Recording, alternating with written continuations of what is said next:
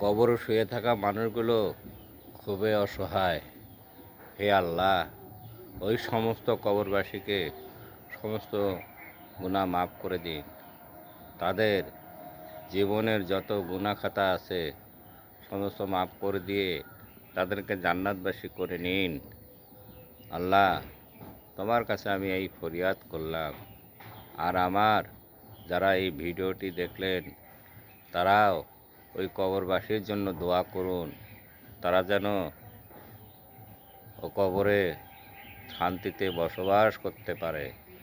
যেমন আপনার আত্মীয় আছে, বাবা মা আছে, অনেকের আত্মীয় স্বজন রয়েছে, বাবা মা রয়েছে, সবার জন্য দোয়া করুন আল্লাহ তাআলার কাছে।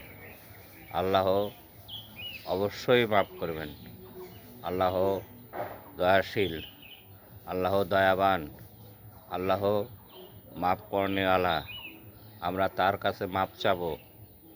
সবাই তার কাছে মাপ চান ওই কবরবাসীর জন্য।